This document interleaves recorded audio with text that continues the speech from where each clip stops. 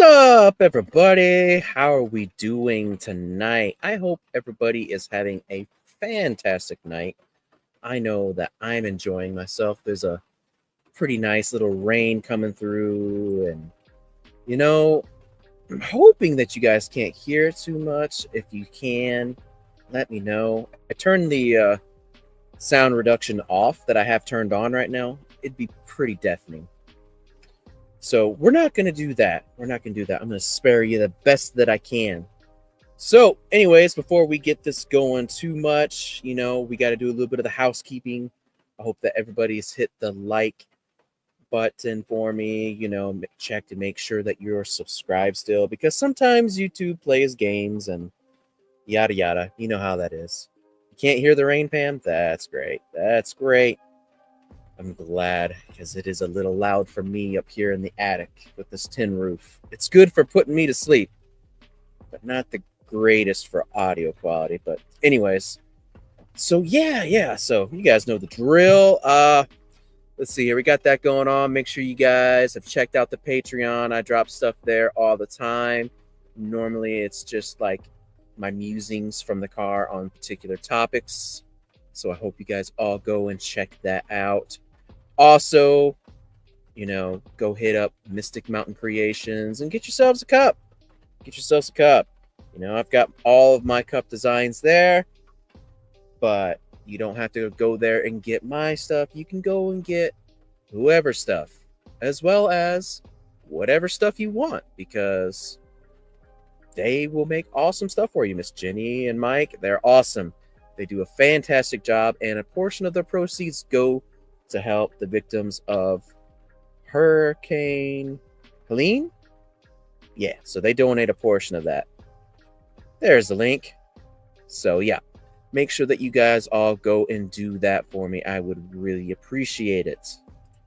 All right, so tonight I've got my good buddy Angie coming on to talk with us.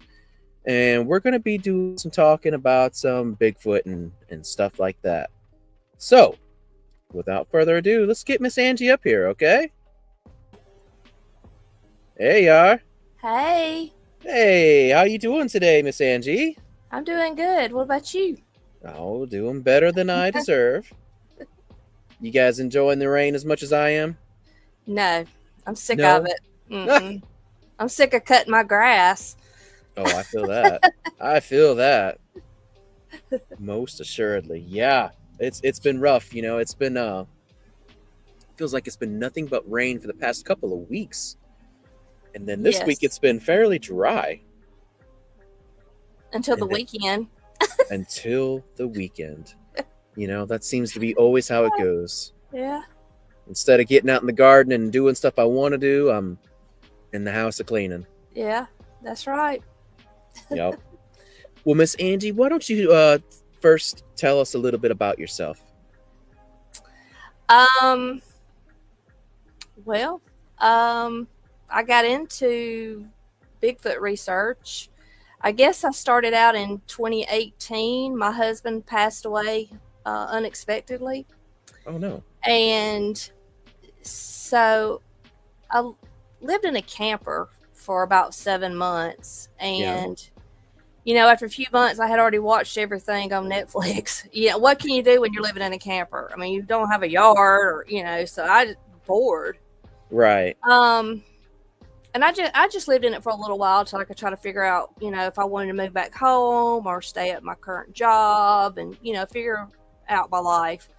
Right. And so I just, turned to YouTube and started, watching YouTube videos. And I've always loved tales of the unknown. I grew up, watching Twilight Zone with my father and, In Search of and shows like that. And I just have always been fascinated. And I guess when Finding Bigfoot, was on, me and my husband used to like to watch that show because he was a believer and that, we enjoyed talking about it. So I've just always been interested in it. So, sitting in that camper, I would just started watching anything I could find on YouTube about it. and Yeah. found, I guess, Sasquatch Chronicles, and my mind was blown.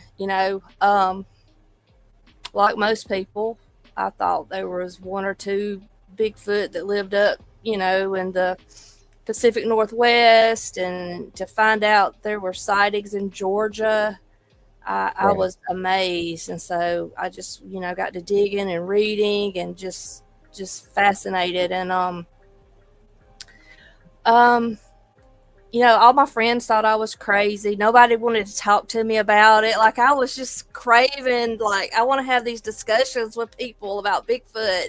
How are Yeah. people not freaking out? He's in Georgia. Um, you Yeah. know, Yeah. Yeah. to me, everybody should love to talk about it, but they don't. So anyway, so it was like, I actually looked it up today to know the exact year, but it was 2020. Hmm. I was having dinner with a guy, and it came up about Bigfoot, Yeah. and he said, I don't think you're crazy because I saw one, and it was in Suches, Georgia, and I Hmm. was just blown away. So I said, well, can I write down all the information and do, like, I want to have like my own little report of it. And so I did. Hmm. And by that time I had just started looking around on Facebook for any Bigfoot groups, and I had joined a few groups, Yeah. and I just posted that report just to see, what kind of feedback I would get. And I got a good response. Hmm. And a man named Johnny Two Bears reached out to me. He was wanted to form a research group in Georgia. Hmm. So he set up a day of scouting, in the woods near his home where he has a lot of activity. And I drove, I don't know, about 3 hours, met him and a couple other men that I didn't know in the middle of the woods, and spent the day with them, and I've been hooked ever since. So, Oh, that's awesome. yeah, it was, we started a group called the Sasquatch Encounter Brigade. Um, it's a podcast, but we don't really do the podcast anymore. But it's still, a research group. Um, so I just met more people, and then I got involved with the Molina Bigfoot Festival, which happens the second Saturday of every November, in Molina, Georgia. Met more people through that, and that's when I really got to know some of the people from S.E.K.R.S, Right. which S.E.K.R.S is a pretty new group. Probably have, I mean, I think we got about close to 30 members in that group now. A lot of really talented people in that group, and so that group was kind of formed kind of in like in memory of Mr. Bob Wilson, also known as Grumpy. Right. And so that group's really just getting started. It will mostly focus on the Troop Herd corridor, but also all over the southeast. I mean, we'll go anywhere. I mean, Right. I know they've some of them's been to the North Georgia mountains. I didn't get to go on that trip, um, but yeah, I'm looking forward to seeing what all this group can produce for evidence. And I think if anybody can do it, this group can do it. Oh yeah. I know that you guys got a lot of good folks in that group, so We I'm really pretty do. confident. Yes. Oh yeah. Some very Yeah. smart people in that group. Right. I definitely agree with that. Now I know the Mhm. Troop Herd corridor. That's in Georgia and part of Alabama, right? That is correct. What counties does that encompass? Um, in Georgia, it's Upson, Talbot, Meriwether, Harris County, Troup County, and Heard County. And then in Alabama, it is Chambers, Randolph, Tallapoosa, and Clay. I think I got all that right. I'm not sure. Sounds right to me. That's a lot to remember. Yes, it is. I'm impressed you did as much as you did. Wow. Yeah. So, and I would imagine now that like your interest at first getting started, like with reporting, like your very first report, I guess, for lack of a better word, is kind of what ended up leading you into the direction that you do individually with your own Facebook group. Is that right? Yes. Well, I have a page. I don't Mm, really have a page. group. Yeah. It's just a little page I started called Angie Goes Squatching. Mm-hmm. So, you know, when I first started out, I did the reports, kind of tried to make them similar to what the BFRO does. You know, the date, time, season, you know. But I don't know. I just kind of stopped doing that and started writing them as the witness tells it, like a Mm-hmm. story. I hate to call them stories because it's true events that happen, but I put it in like a story form so you can the reader can kind of, it's like they're listening to the eyewitness tell their story. Mm-hmm. And people really like that. So Right. I just started doing them all that way now. So as I talk to witnesses, I try to just put as much, you know, information in the stories as I can. Mm-hmm. And then I'll post them on my personal Facebook page. And then I'll also post them now in my little Angie Goes Squatching page that I started. Very nice. Right. And that's what's eventually leading you to writing a book, right? Yes. People keep asking me, are saying, you should put all these together and make a book. And so, you know, I finally decided that's what I do. So I have a collection. It's probably close to 40 eyewitness reports. I mean, some are short. Mm-hmm. Not all are, you know, are class A eyewitness sightings. Yeah. Some are just kind of some weird things that happen. Like one gentleman was fishing, and he heard his friend call him from the woods, but his friend was with him. Right. You know, so and then I think they got growled at on the way out. I mean, it's just weird. Yeah. You know, some of it is just some weird stuff. Right. Well, you know, that's not too unheard of as far as like the squatching stuff goes, because I mean, I don't know about you, but I know I've heard plenty of stories that people are like, you know, I hear so-and-so's name calling out to me or calling my name, and either they're literally nowhere around or they're right next to him, right? Like, I mean, shoot, my friend Janice, you know, she had, I think she said it was Greg calling out to her, and it was coming out from underneath a truck. You know what I mean? That's crazy. Yeah, I mean, this kind of stuff, it does happen pretty often. You know, the whole mimicry thing, and you know, people want to like kind of gloss over it and be like, that's not something a monkey does, right? Big monkey in the woods, it ain't gonna do that. You know, but you'd be surprised, and also it might not just be a monkey; might be a little bit more going on. Who knows? But yeah, for sure, I don't find that weird at all. I find it par for the course. You know what I mean? Yeah. I can't remember his story exactly. I'd have to look it back up. But I think they heard it twice, two different voices, and it sounded like one of their buddies or something. But they knew buddy was nowhere around or something. I can't remember, but I mean that's just an example. Right. Yeah, for sure. Now, with all that going on and, you know, being said, I assume that you yourself have a little bit of experience too with Sasquatch at this point, right? Is that a safe assessment? Yeah. Well, we were ran out of the woods by something.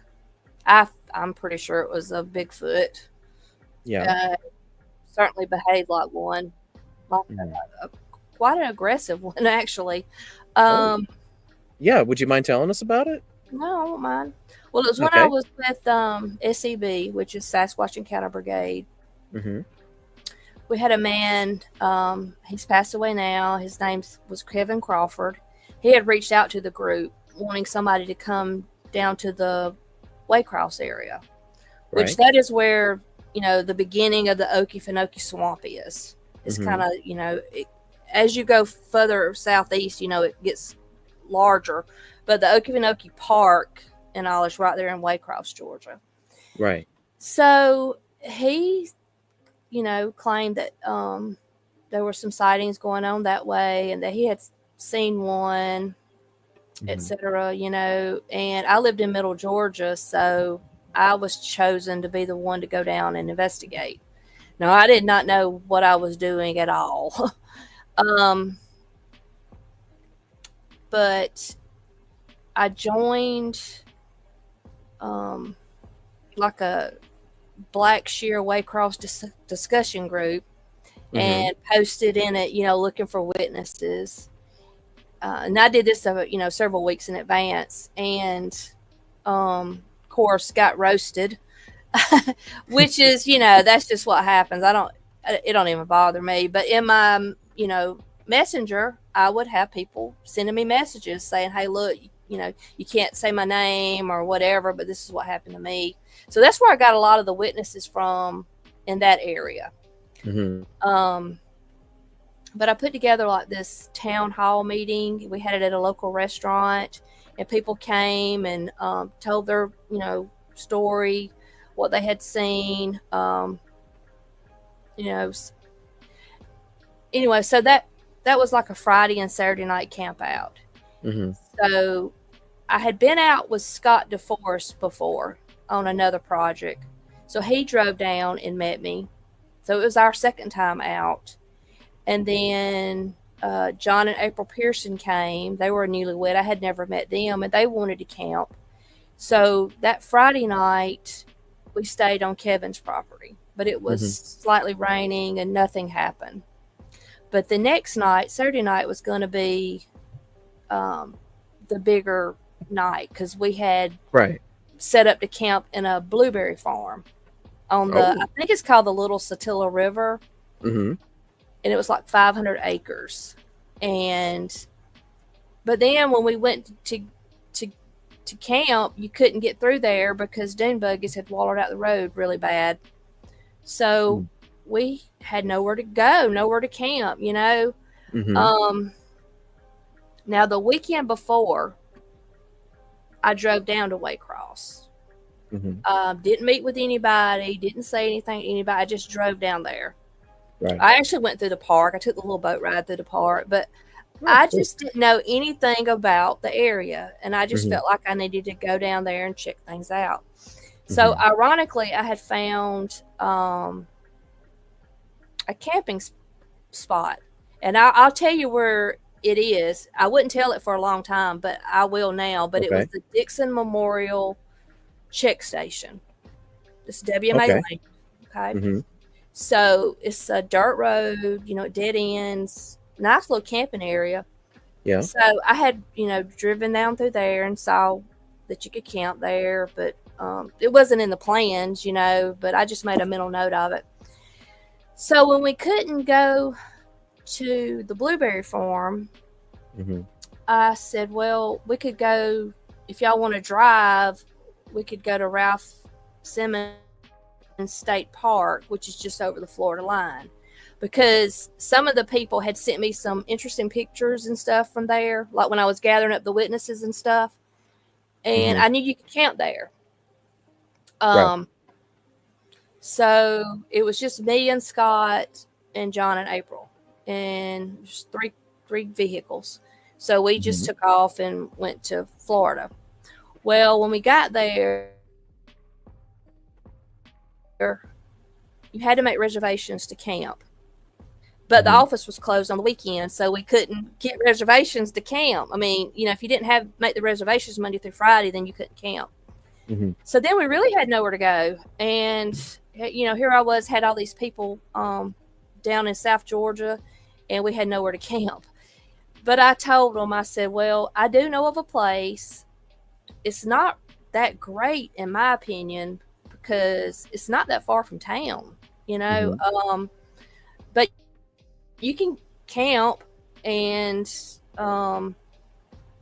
I mean, it's better than nothing. And if you don't like it, we don't have to stay because it's on the way back home anyway. We got to go right back through there. Right, right. So we did. We got there, and I'm gonna say we got there maybe around 4 p.m. maybe. And they were like, "Well, we'll just stay because what do we got to lose?" And Scott kept saying, "We're going through this for a reason. We're going through this for a reason." And I said, "Well, I hope so.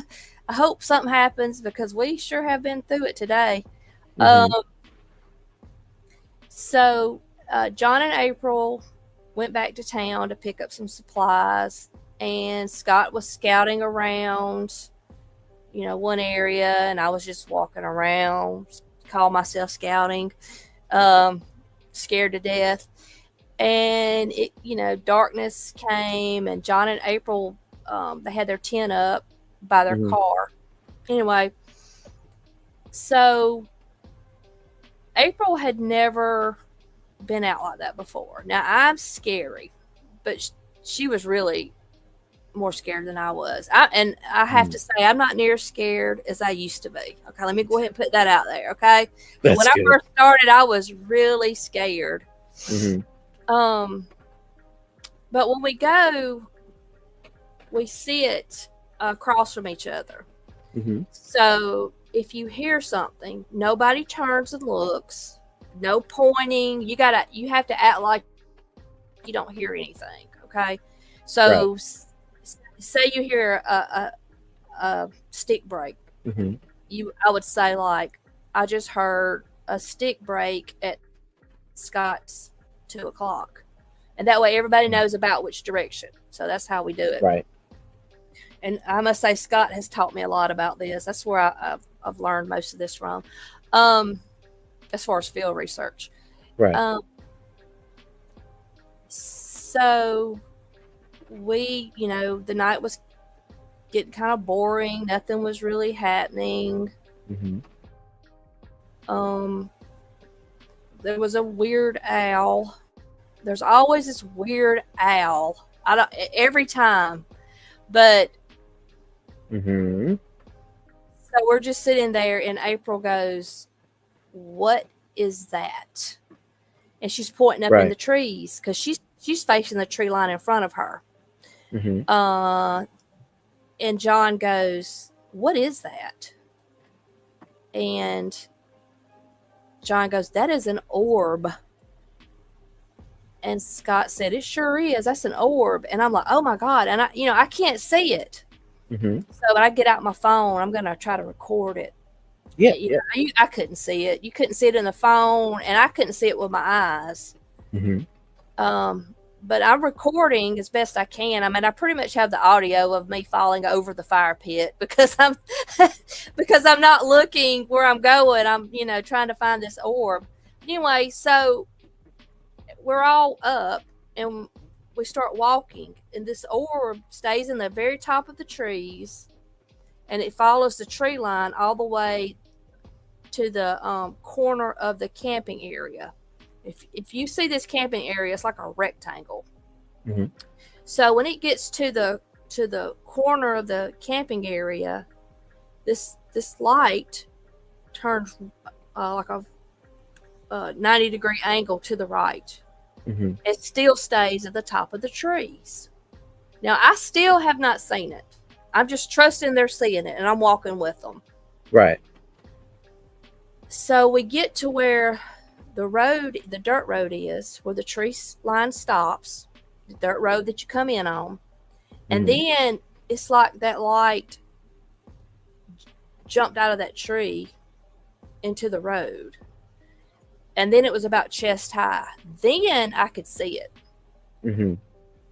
So we all watched it cross the road, go into the pine thicket across the road until it just went out of sight into the woods. And I mean, it was crazy. So we were, pumped then. Oh my God, I can't believe we just got circled by an orb. I mean, we all watched it. So yeah. So essentially, this thing comes from the trees. Like, you guys think it's an owl until it shows itself to be an orb. No, I just always hear an owl whenever I'm out like that. If it's just all, I don't know, it's just a weird sounding owl. I ain't gonna say I always hear an owl, but a lot of times, and for some reason, that owl that night did sound weird. It didn't. Right. I don't know. It just didn't sound like an actual owl. And I just made a mental note of it. Like, that's the weird sounding owl. No, I would say that's definitely connected. I mean, Mm-hmm. I've heard Sasquatch mimicking owls plenty of times out in the field. I mean, it's pretty common. Yeah, well, so, we sit back down, and April is, really freaking out at this point. We're all trying to, calm her down. Like, it's going to be okay, April. Knowing I'm scared too. So, so if a little while goes by and nothing else is really happening, and then April stands up and she's like, "That's it. Something just scratched the back of our tent. I heard it." Right. And she's like, I can't stay here. I'm going into town. I'm going to get a motel room. I'm sorry, John, but I got to get a room. Mm-hmm. So John decides he's going to go with April. Right. And I tell Scott, I said, Scott, that's just go put me and you here. Like, I didn't know what I said. And right when I said that, there was a sound that came from behind me. And it sounded, in that instant to me, it sounded like somebody trying to crank an old motorcycle. It was just a weird, like a low rumble. If you're familiar with, old 4-stroke motorcycles, I don't know. That's just what it sounded like to me, that somebody was trying to kickstart it and it would just rumble for a minute and then go dead. I mean, I was confused. And I looked at Scott and he said, "Did you hear that?" And I said, "What was that?" And he said, "That was 2 growls." I said, "Oh, hold up, April. I'm going with you. If that was the growls, no, I'm going with you." Now, this was February. Yeah. Of that year. We went, in the wintertime. So Scott said, "Hold up. Let's just all leave together. Everybody, start your vehicles. Let's pull around. Let's shine the lights. We can all pack up our stuff. We'll all leave together." So that's what we did. I always carry the solo stove that I just love whenever we go out. I don't know if you're familiar with those, but you don't have as much smoke. It's like a fire pit type thing. Right. So I had a bunch of water on back of my truck, so I just put that fire out, put that on back of my truck, loaded up my stuff. And also when we go out, like, I won't go in the woods to use the restroom. So I always set myself up like a little porta-john, like a little pop-up tent. So I had one of those. I had set it up for me in April, and I had to take that down. So I had pulled around, I had gotten it down, and I was just looking on the front seat of my truck to make sure I had all my stuff, because you get nervous and you'll forget stuff. And I was like, there's my FLIR, there's my recorder, there's my phone, I'm not leaving anything behind. And then I look up and I see this really bright white reflection. Oh, okay. Now, where we were camping, there were white reflective signs on some of the trees. It said camping, I think is what it said. They were kind of off-white, and this was brilliant white. And it had not been there before, because if it would have been, I would have noticed it. This just showed up. I mean, I'm looking at the reflective signs that had been there before. There was only 2, that you could really see. And then Right. all of a sudden, there's this really bright, brilliant white reflection. Mm-hmm. I mean, I don't know, maybe the size of a tangerine or maybe an orange is how big it looked. Right. And it was about 40 yards. It was, the camping area was grassy, but they were trees, you know, here and there. And in some areas there would be little clumps of trees, like maybe 3 trees together, and kind of had some old vines and stuff in it. Well, this was a clump of trees, and it was the first, you know, little clump of trees. If you leave the wood line going into the camping area, it was the first little clump of trees. Right. So that's where this bright, brilliant, white reflection was. Mm-hmm. And I said, I don't know, surely I'm not looking at something down in the woods. So I got my flashlight out and I kind of walked, you know, outward. I had this really bright flashlight back then. They said it would burn their eyeballs, you know, when I would accidentally shine it on people. It was like it was a spotlight. Mm-hmm. And I just could not see anything down in the woods. You know, whatever this was at that tree, that clump of trees. Yeah. And so Scott had pulled around behind me, and I said, "Scott, come here for a minute." And he, you know, walked over there, and I said, "Is that eye shine right there?" Mm-hmm. And he said, "I don't know. I guess I'll walk down there and find out." So, I mean, I wish to God I'd had my phone going. Why didn't I? Well, I mean, I don't know. I just assumed when he got down there, it was not going to be anything. I mean, so I'm just, you know, I got the door of my truck open. I got one leg on the little side step and just, you know, waiting for Scott to go down there and debunk it. And then I'm going to get in you know, my truck, and we're going to drive off. Right. Well, he gets about halfway and I'm watching him. He starts backing up, and then he turns and starts running to his truck. And that's when I'm like, what? And he says, we got to get out of here now. So I was like, oh my God. So I jumped in the truck, and I don't know how Scott did it, but he passed me through them trees. I don't know how he come around me, but he did. So when we're leaving, Scott hollers out the window, "You're not going to get that tent this time." And I thought, well, that was corny. Like, where did that come from? It didn't. So we keep, you know, we go all the way to the end of the road, and then we're like, oh my God, what are we going to do? So somebody said, let's go like to a Waffle House or something. And that's what we did. So we went and found like that's definitely the move. Yeah, for sure. Waffle King or something. Like, we had to like gather ourselves. I mean, we was freaking out. Oh yeah. And I still didn't really know the details other than Scott said we had to leave. So we get in there in the restaurant, and so come to find out, Scott said when he got closer to it, he saw that bright eyeball or whatever that was drop down like several inches and then turn to its right, and then he saw 2 eyes. So yeah. Okay. And then when we first got there and Scott was scouting the area, he found a tent that had been drug up in the woods that still had a air mattress in it. So that's why he said, "You're not getting that tent this time." That I didn't know, but he didn't, you know, he saw the tent, but he didn't tell us because he didn't want us to get even more scared.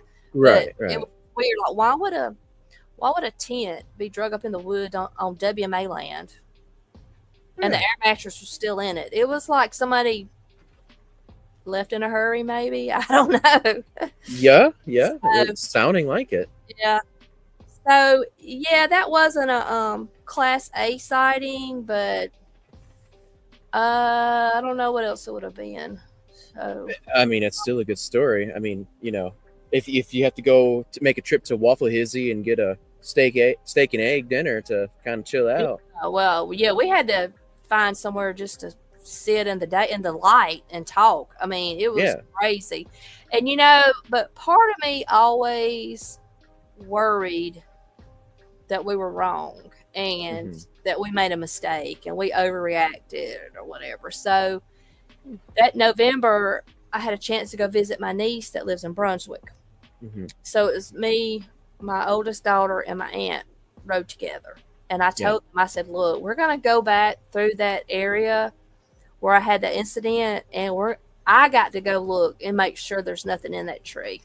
Like, Mm-hmm. I just, I knew it wasn't, but I still wanted to double check. So it was about 10 Right. o'clock when we came through there, like 10 p.m. It was nighttime. So I took them back there, and it was really creepy and still. And there was nothing in that tree. I told them, I said, "Do y'all see anything in that tree?" They're like, "Angie, there's nothing in that tree. There's no reflectors in that tree." Because this Right. was definitely a reflection, but Mm-hmm. it was brilliant white. So, Interesting. so brilliant that it almost put off its own light. That's what it seemed like, but it was a reflection. Um, Hmm. but yeah, there was nothing in that tree. Nothing at all. So, Very interesting. Yeah. mhm. Now, if we back up a little bit, what color was the orb that you guys saw that was the precursor to all this? White. Also white. Okay. And it was about the Interesting. size of a mm, tangerine, maybe. I don't know, Yeah. like bigger than a ping pong ball, but uh, and it wasn't real big. But you could Mm-hmm. see, and it wasn't real bright. Uh-huh. Like I probably would have never seen it. But I guess because April was so like hyper aware, because she was afraid, Mm-hmm. so she was looking at everything. And Right. luckily she saw it. Had it just been us sitting there talking, we probably would have never seen it. But she did see it, and it literally looked like it was pulsating, like it was a little ball of plasma or something. I don't know. You could tell it Yeah. was a little ball of energy. Mm-hmm. And then I mean, it was slowly moving. It just slowly faded out of sight. Hmm. And we're all watching it. Right. That's interesting. Mm-hmm. Now, as he was walking up before he saw, the face turn to him, Mm-hmm. like, did he have a light on for like said eyes to be reflecting back the light? Or would it be No, more like that self-illuminating? it the light it was picking up was from our headlights. That was Okay. all that I think John and April were parked kind of facing where Scott and I were, so it was probably picking up the lights from their headlights, because my headlights were going the opposite way, and so were Scott's. Mm-hmm. Because he would have walked like back toward behind our vehicles, but John and April were still sitting there with their car running facing Mm-hmm. us, so it was picking up the light from their headlights. That was the only lights out there. Right. Interesting. Okay. Mm-hmm. Wow. Okay. Well, that's really neat. Yeah, I mean, Now, if it had only been like one of those incidents, happened, might question myself or something. But I mean, we got circled by an orb, then we were growled at, then it came in closer. It's like right. we were leaving anyway. It could Mm-hmm. see we were leaving, but yet it wanted to get even closer to us. So I don't know. We went back a year later, Yeah. the next February, because we had people that wanted to experience it, Mm-hmm. and we just felt like we need to take more people. Maybe they won't be quite so bold if we had more people. Yeah. But they, No. they had clear cut it, Mm-hmm. and there was nothing but pines. They had taken all the hardwood. Mm-hmm. There was that whole weekend. We didn't even see a squirrel. So it was Wow. nothing happened. That's why now I'll tell where it happened at, is because we did want to go back and do some more investigating, but Mm-hmm. it the there's nothing, no trees, no acorns or anything now. Right. Yeah, no cover. Mm-mm. Well, there's Right. no small animals. I mean, it might be now because it's been a couple of years now, but at that time, there wasn't even a squirrel. Right. Well, here's a good question. Uh, Squatch and Holler asks, was there a lot of courts in the area that you guys were in at that time, or do you know? I I don't know the answer to that. It was a, you know, I say we were near the Okefenokee, but where we Mhm. were, we were not near water. So yeah, okay, It was no, no it was like water. um, a sandy area. Yeah. I mean, there's a Mhm. stream, um, Mm-hmm. several hundreds of yards, I think, from there, but no bodies of no, Laura Walker Lake would be the closest thing, and I think it was 2 or 3 miles away. Right. Any power lines or anything like that close by? Also. Not sure. Hmm. I'm not sure about power lines. It's a lot of wilderness right there. If you just look up Right. um, Dixon Memorial Check Station, the whole WMA, there's a lot of wilderness out there. Right. For sure. And I will say now, if you've heard an alligator growl, Mm-hmm. that is a lot what it sounded like. If you'll listen to recordings of gator growls, but this was February. You know, uh, Right. gators are underwater somewhere. Right. They're They're still in hibernation. Yeah, yeah, and there would have, and I know gators will come in, a couple of miles, you know, away from water during breeding Hmm. season and stuff like that. But there would have been no reason for an alligator to have been right behind me in those bushes in February. Right. You can look at anybody can look it up, the aerial view, and I mean, it did sound like an alligator. That now I've gone back and done some research, but I just don't think that's what it was. Right. Yeah. I agree with you. I mean, the circumstances alone leading up to that event is just like, you know, Yeah, it's yeah, it's too sus, right? Way yeah, too sus. exactly. Yeah, for sure. Well, that's a very interesting story, and I'm Hmm. sorry that you got scared by it, but I mean, at least you got some waffle hizzy out of it. So I mean, Yeah, the night's not all lost. Everybody loves waffle hizzy, right? yeah, that's right. Yeah. I think it was Waffle King. I'm not sure, but Ah, waffle yeah, king, waffle hizzy, same thing. Tomato, tomato. I met some cool people that weekend, and Yeah. I got some friends, Barb and Tom Kramer. I'm still very good friends with them now.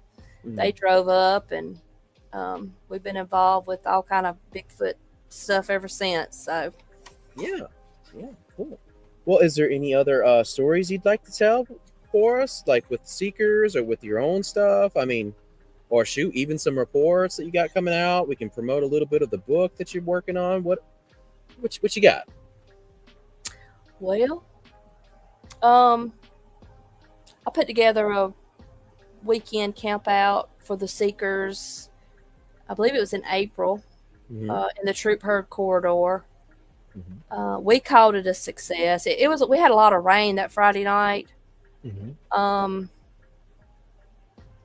but after the rain, well, we actually went to the restaurant to have dinner just to get out of the rain, and Right. and then the rain was gone by about 11 p.m. and so we're just sitting around at camp, and this loud tree break, limb break. I don't know what it was, but just inside the darkness, right Hmm. outside of camp. But that was the first time I'd ever heard anything like that. Now I can't say if it wasn't a. I mean, it had rained a lot. It could have been a tree falling, but I didn't hear anything hit the ground. Hmm. Um, then some strange blinking lights showed up that Friday. Yeah, that Friday night. I didn't see them, but two other teammates saw it at the same Hmm. time. Then we had a strange green light show up that another witness saw. I didn't see that either. Mm-hmm. And then the next day, we went scouting, and me and 3 other of the members were walking towards the swamp because we camp in a meadow in a field, Right. and we kind of was just walking to the swampy area, gonna look around in there, and we heard 2 distinct wood knocks. Mm-hmm. I looked at Melissa Dare, her and her husband Jerry, and they were like, "Did you hear that?" I said, "Yes, I heard it." So we walk on down and we tell Scott DeForest what we've heard, and we just keep walking, and then we hear it again. Mm-hmm. So apparently felt like it was following us a little bit. Yeah. Right before we heard it, our teams had split up. We had one team that went to the left, and my team was going on into the swamp. So when I first heard it, I thought maybe it was following the other team, but then it obviously, I think it was following us. Right. We went on into the swamp, messed around, didn't really.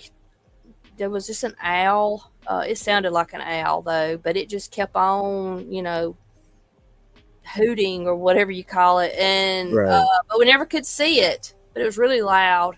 But that was the only weird thing for an owl to be sounding off that much in the middle of the day. We just thought that was kind of weird.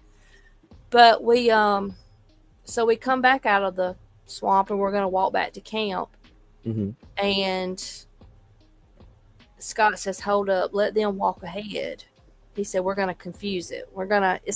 If it's watching us, it's gonna have to make a decision if it's gonna follow us or them."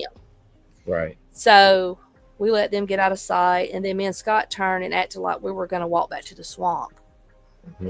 Then Billy, who's another team member, he's at base camp, and he radios over, "Did you guys do any wood knocks?"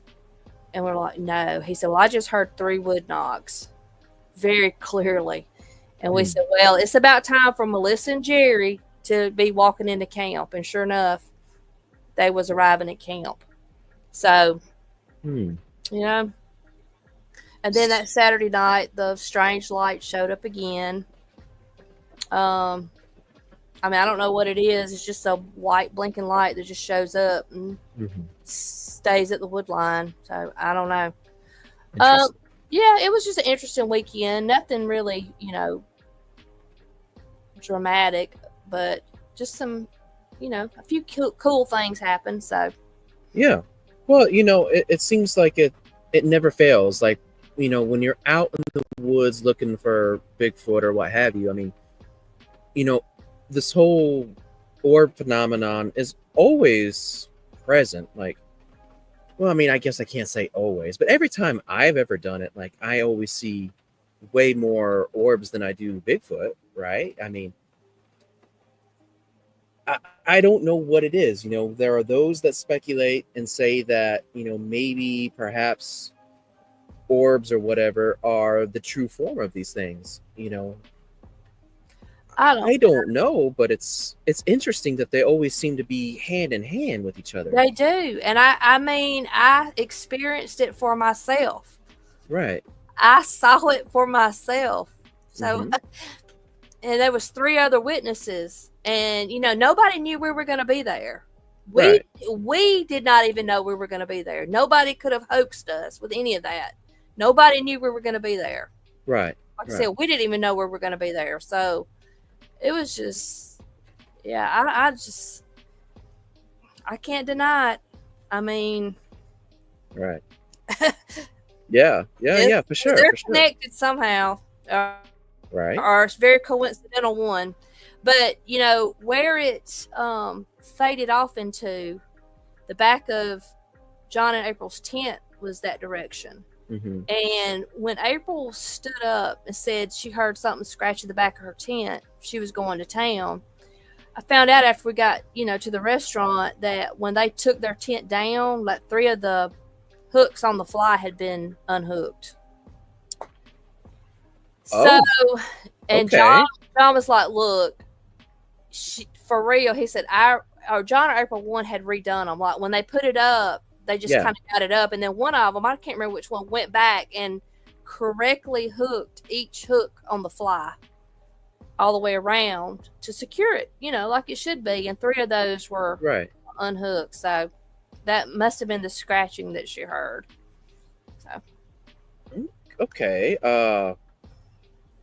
Yeah. So was she in her tent when that happened? Like, no, we were all sitting around the fire.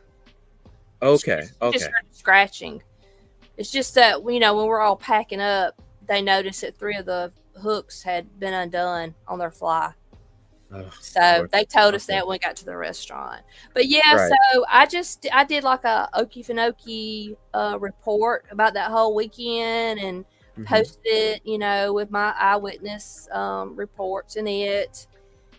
Interviewed a witness, at the location of his road crossing sighting and stuff like that. So anytime I've had the opportunity to talk to somebody myself, I try to write up a report on it.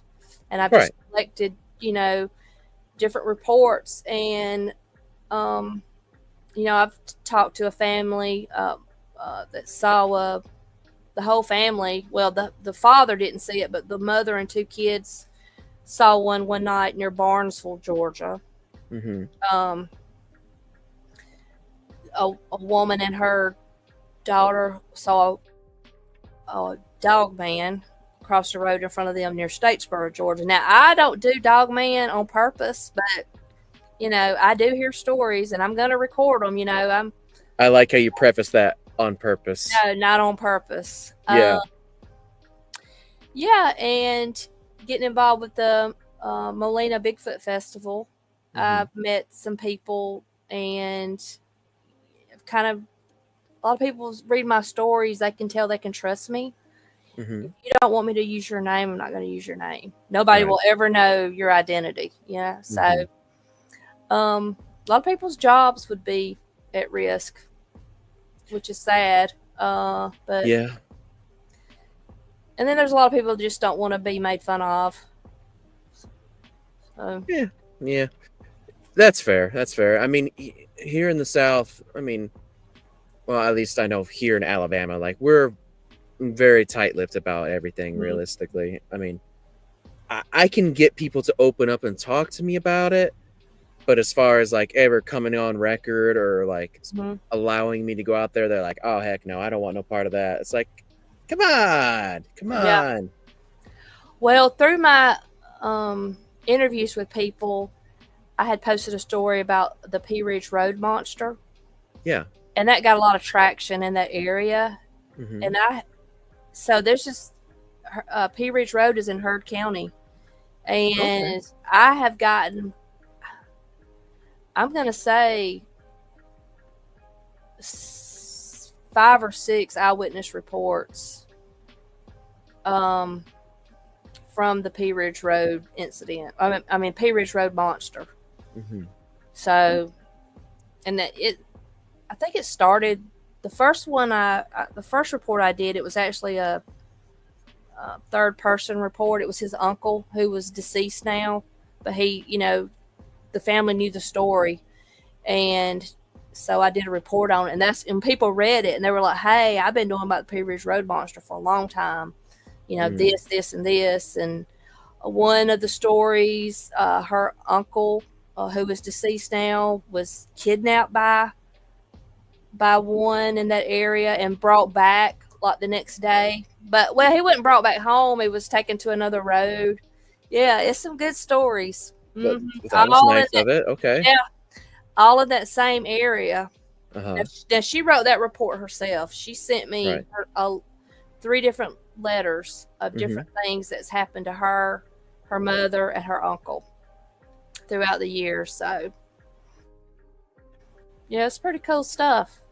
Yeah. Now, on the reports of that particular one, like, are they all, like, really consistent with the same thing that they're describing? Yeah. I mean, I don't think it's the same creature. It's different creatures, but I mean, are we talking like all Bigfoot? All Bigfoot, yeah. Okay. Yeah, Right. yeah. Her uncle, and I can't remember the year. Um, I mean, but he's probably in the 20s, maybe. It's Hmm. probably when this happened. But Right. he I think he was about 4 years old, Hmm. and he picked him up from the backyard.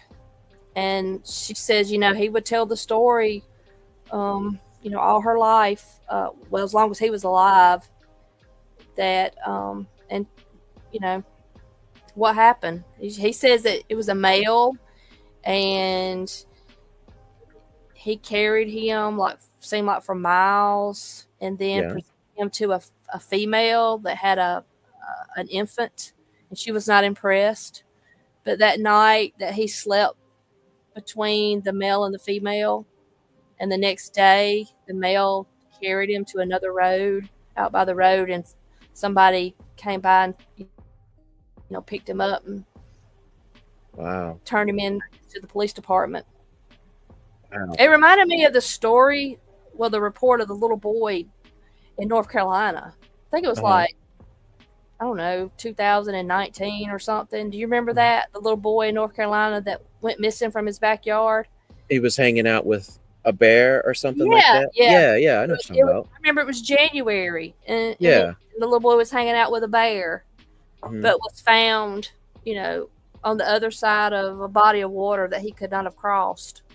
Let Unless alone somebody, rode on top of a bear across the lake, right? yeah, unless Yeah. somebody carried him over there, and Exactly. yeah, and he didn't freeze to death. Something did take care of him. So Yeah, that's a good observation. There's definitely a lot of that's ringing true with that. Good call. yeah, yeah. Hmm. So that's what I do. I just gather eyewitness reports and have a little collection now, and like to share them with people. Yeah, for sure. For sure. Yeah. Yeah, no doubt. I have one I'm going to write and post it tomorrow. Mhm. It's about a army soldier that had a Mhm. sighting here in Georgia on one of the bases. So, Oh. hmm Yeah, I often wonder about what goes on out there in that fenced in area that they always hang out at. I bet you there's hmm a lot going on. this was actually during a shooting competition. Oh, nice. Hmm. I think it happened in 2018. I think. Yeah. Okay. Well, very cool. Very cool. Yeah. Well, that's awesome. Well, Miss Angie, we're starting to come up on our time, and Okay. before we do, let's promote a little bit, and let's throw out the stuff again, if you don't mind. Find Seekers on Facebook. We have a group just starting out. Southeastern Cryptid Research Society, Right. S.E.K.R.S. You can find us there. We'll be posting, different things, that happen. And then my Facebook page is Angie Go Squatching. Right. If you'll, visit my page and read some of my reports. Um, Maybe my book will be out soon. I don't know. Bigfoot on the Brain, an interesting little book about Bigfoot. It'll be a collection of my reports and some other interesting facts about Bigfoot, or Right. or what Bigfoot could possibly be. I talk a little bit about Gigantopithecus, Neanderthals, um, All of it. just a little bit of different interesting stuff. Right. Right. And I guess, watch for the Molina Bigfoot Festival, the second Saturday in November. Right. Okay. And that's all I can really think of right now. Awesome. Awesome. Well, make sure you let me know when the book is ready, and I'll do everything I can to Okay. promote it and all that. And shoot, we'll come back on, and you can come promote it yourself if you want. Just let Okay. me know, okay? Thank you. I appreciate that. No problem. Well, I'm gonna send you back, and I'll be back there in just a minute, okay? Okay. Thank you. Thank you. All right, well, everybody, that's the show for tonight. I hope you guys enjoyed it. I know I did. Miss Angie had a lot of interesting correlating details there that, you guys know how I am. I like to pull those threads. I really enjoy the whole interconnectivity of everything. It's very fascinating. But anyways, yeah, make sure you guys have all hit the thumbs up button. Yeah, subbed if you haven't already. Make sure that you are subbed. Notification bells turned on. And, the stuff. Go check out the stuff. You guys know the drill. I don't like to really promote myself very much. I feel kind of weird doing it, but do the stuff, leave a comment and all that. But yeah, anyways, look, I love y'all, and I hope you guys have a great rest of your night. If you ever need to get a hold of me, shoot me a message. I'm always here for all of you, and I love you very, very much. So that being said, let me find my button. There it is. Tookie. Peace.